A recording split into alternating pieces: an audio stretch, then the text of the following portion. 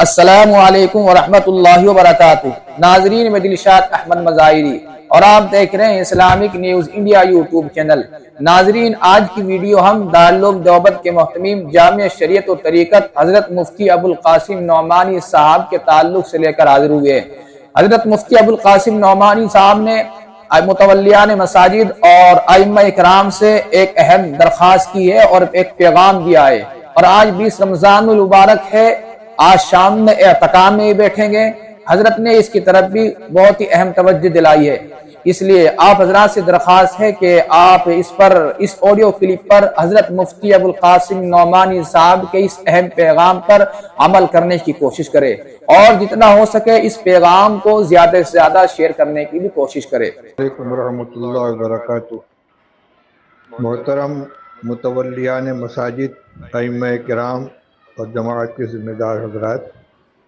بندہ ابوالقاسم نعمانی خادم دارالعلوم دیوبند آپ سے مخاطب ہے۔ اس وقت ایک بہت ہی اہم مسئلے کی طرف آپ حضرات کی توجہ مبذول کرانا چاہتا ہوں۔ اس وقت آپ کے علم میں ہوگا کہ شکیل بن حنیف کا فتنہ پورے ہندوستان کے اندر بہت تیزی کے ساتھ پھیل رہا ہے، جو مہدویت اور مسیحیت کا دعویٰ کرتا ہے، اور بھولے بھالے مسلمان جن کو دینی تعلیمات سے تعلق نہیں ہے، دینی معلومات ان کے پاس نہیں ہے، ان کے درمیان خفیہ طور سے شکیل بن حنیف کے کارندے اپنی محنت کرتے ہیں، اور بڑی تعداد میں لوگ اس کا شکار ہو رہے ہیں۔ ہمارے دوست سید ذیشان حسن قادری نے جو فتنہ شکیلیت اور فتنہ قادیانیت کے خلاف احباب کو متوجہ کر کے اور خود اس میں شریک ہو کر بڑے پیمانے پر فتنہ شکیلیت کے مقابلے میں محنت کر رہے ہیں، انہوں نے اس طرف متوجہ کیا ہے کہ ان کے جو ساتھی پٹنہ، جے پور اور حیدرآباد وغیرہ میں اس میدان میں کام کر رہے ہیں، ان کا یہ احساس ہے کہ رمضان مبارک کے آخری عشرے میں شکیلی کارندے انجان جگہوں پر دور دراز کے علاقوں میں مساجد کے اندر اعتکاف کے نام پر جا کر مقیم ہو جاتے ہیں۔ بظاہر بڑے دیندار ہوتے ہیں، لوگ ان سے متاثر ہو جاتے ہیں، اور وہ آہستہ آہستہ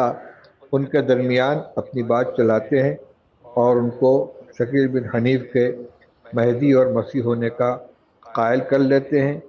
تو اس لیے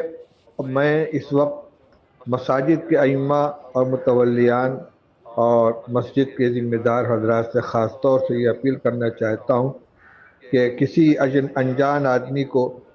اپنی مسجد کے اندر اعتکاف کرنے کی اجازت نہ دے۔ اور دوسری بات یہ کہ زیادہ تر لوگ اس وجہ سے شکار ہو جاتے ہیں کہ نبی کریم صلی اللہ علیہ وسلم نے قیامت کے قریب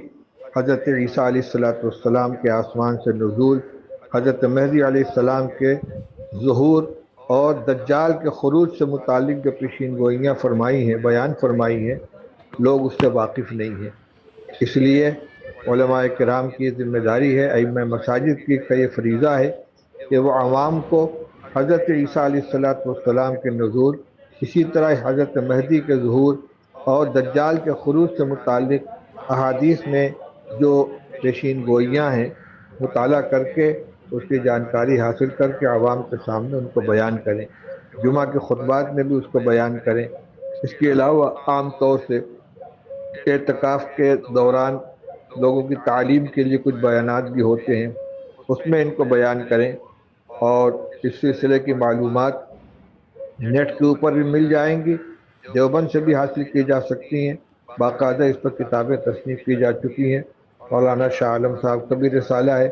مولانا قاسم حسن سنبھلی صاحب کی بھی کتاب ہے، دارالعلوم دیوبند سے بھی فتویٰ شائع ہوا ہے جو نیٹ پر موجود ہے، اس کو حاصل کریں، جس میں یہ صاف بتلا دیا گیا ہے کہ شکیل بن حنیف اپنے باطل عقائد کی بنا پر اسلام سے خارج ہے، اور جو لوگ بھی اس کو برحق مان کر اس کے ہاتھ پہ بیعت کریں گے وہ بھی اسلام سے خارج ہوں گے۔ تو لوگوں کے ایمان کی حفاظت کے لیے ہمیں اپنی ذمہ داری کو محسوس کرنا چاہیے۔ اللہ تعالیٰ ہم اس کی توفیق نصیب فرمائے۔ تو آخر دعوانا الحمدللہ رب العالمین۔